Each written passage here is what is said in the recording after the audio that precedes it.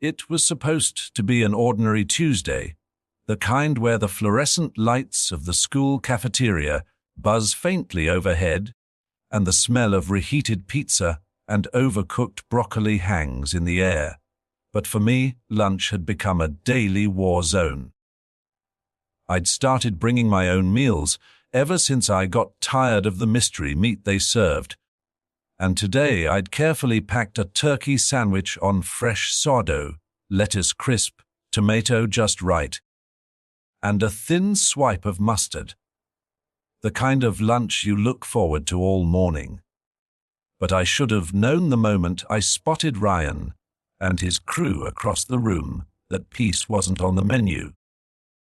Ryan, the self-proclaimed king of our school, was the kind of guy who thought arrogance was a birthright, swaggering around with his Letterman jacket and that fake smirk that said, "I own you," and his sidekicks, Chad with his always too tighty shirts and Mason, who laughed at every insult even when it wasn't funny, were just as bad.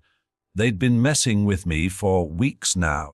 Little things at first, shoulder checks in the hallway, snide comments about my clothes, but today they had their eyes locked on me like predators spotting an easy meal, and I swear I could feel the tension rising as I unwrapped my sandwich. It happened fast. 1 second I was lifting it to take a bite. The next, Ryan was right there at my table, his shadow blocking the light, voice dripping with mockery as he said, "Whatcha got there, chef? Looks too good for you." And before I could react, his hand darted out and snatched the sandwich from my fingers. I stood up instantly, adrenaline flooding my veins, but Chad grabbed my backpack from behind, yanking me off balance, while Mason started clapping his hands like we were at some twisted performance. "Let's make it better." Ryan grinned, and then, without hesitation, he dropped my sandwich on the cafeteria floor, grinding it into the tiles with the heel of his sneaker. The crunch of lettuce underfoot made something inside me snap, and the laughter from the tables around us cut deeper than the act itself. I could see a couple of kids filming on their phones, no doubt hoping for a viral clip at my expense. But while Ryan thought he'd just humiliated me, he didn't realize he'd handed me the perfect opening. I kept my voice calm, too calm, and said, "You done?" which made him pause for half a second, not used to his victims looking him in the eye. "Yeah, I'm done," he sneered, "unless you want me to add a drink to go with it." But I just smiled, picked up my crushed sandwich, and said, "Cool, you'll eat it later." And the confused flicker in his eyes told me I'd planted a seed of unease. I walked out of the cafeteria without another word, but my mind was already racing. Not with shame, but with plans. Because the truth was, I'd been dealing with guys like Ryan my whole life, and I knew one thing. The best revenge isn't yelling, it's letting them dig their own graves, and then showing the world. That afternoon, I started laying the groundwork, charging my phone, clearing storage space, setting up a hidden camera in my locker area, and texting a friend who owed me a favor from last year's science fair. The plan was simple. Bait them into another performance, but this time, the spotlight would be mine. I didn't sleep much that night, my mind replaying the laughter, the crunch of my sandwich under Ryan's shoe, and the quiet promise I'd made to myself. By tomorrow, they wouldn't be laughing, and if you're watching this right now, make sure you stick around for part 2, because trust me, what happens next will make you think twice before ever underestimating someone who's been pushed too far. And if you love seeing bullies get what's coming, don't forget to subscribe, because the payoff in the next chapter, oh, it's worth every second. The next morning, I walked into school carrying a lunch bag that looked identical to yesterday's, same plain brown paper, same folded top. But inside wasn't just a sandwich. It was a setup, carefully planned down to the last crumb. I'd packed a turkey sandwich, just like before, but I'd also tucked a folded piece of paper inside the bag. And in that paper was a note they'd never expect. More on that in a second.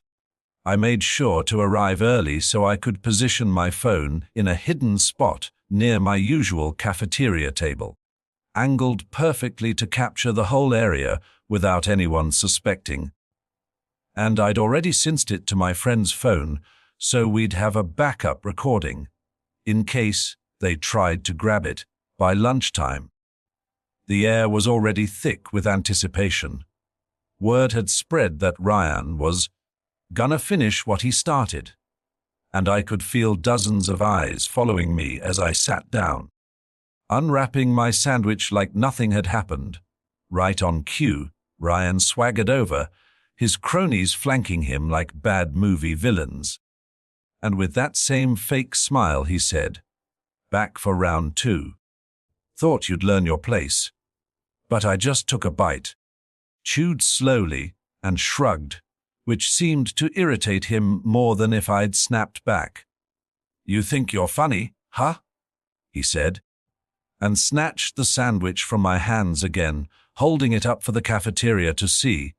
Kids started pulling out their phones. Perfect. Exactly what I wanted. And then Ryan grinned at his audience and tossed the sandwich to Chad, who caught it like a football and pretended to spike it. "Don't drop it yet," I said loudly enough for everyone to hear. "You're gonna want to eat that?" Which got a few confused laughs from the crowd. Ryan turned back to me with mock pity. "Oh? You want your precious little sandwich back? Too bad." But then he noticed something. Taped to the underside of the bread was a folded sheet of paper, and curiosity got the better of him. He ripped it off, opened it, and read aloud, to whoever's holding this, "Smile. You're on camera." The confusion in his eyes was priceless, but before he could react, my friend, standing by the far exit, shouted, "Hey, check the school's Instagram." Within seconds, the whole cafeteria was buzzing. Kids were looking at their phones, gasping, and then laughing. Not at me, but at Ryan, because while he'd been busy playing the big man yesterday, my hidden locker cam had caught the whole sandwich, smashing incident in HD, with perfect audio of every insult and every laugh. And I'd uploaded it that morning to the school's unofficial Instagram page, which everyone followed. The video was already racking up likes, and the caption I'd written, "Future Leaders of America, Folks," was making it spread even faster. Ryan's face went pale as he realized the room wasn't cheering for him anymore. They were watching him humiliate himself, and then came the best part. Someone shouted, "Eat the sandwich, bro. You said it was too good for him, so prove it." The chant caught on. "Eat I!" "Eat I do." Until even Chad and Mason were looking at him nervously. He tried to laugh it off, but the crowd was relentless. Phones raised, recording every second. Finally, in a desperate attempt to save face, he took a bite, just a small one at first, but the cafeteria erupted in laughter and cheers, and someone yelled, "Bigger bite." And suddenly he was shoving mouthfuls in while trying to keep that fake grin plastered on. The taste of his own humiliation must have been worse than any mustard, because by the time he'd finished, he couldn't look me in the eye. I stood up, took my phone from its hiding spot, and said loud enough for everyone to hear, "Thanks for lunch, Ryan," before walking out as the applause followed me. By the end of the day, the video had been shared beyond the school, landing on local community pages and even catching the attention of a couple of small news blogs. Ryan kept his head down for weeks after that, and I noticed something interesting. The same people who'd laughed at me before were suddenly friendlier, giving me nods in the hallway, even small smiles. But this wasn't just about revenge. It was about proving something bigger. You don't have to be the loudest or the strongest to stand up for yourself. You just have to be smart and patient enough to let the truth do the talking. So if you're watching this right now, and you've ever been in my shoes, remember, document everything, keep your cool, and never let someone else write the ending to your story. And hey, if you enjoyed seeing the tables turn on a bully, make sure to hit that subscribe button right now, because there are a lot more stories where this came from. And trust me, you don't want to miss the next one.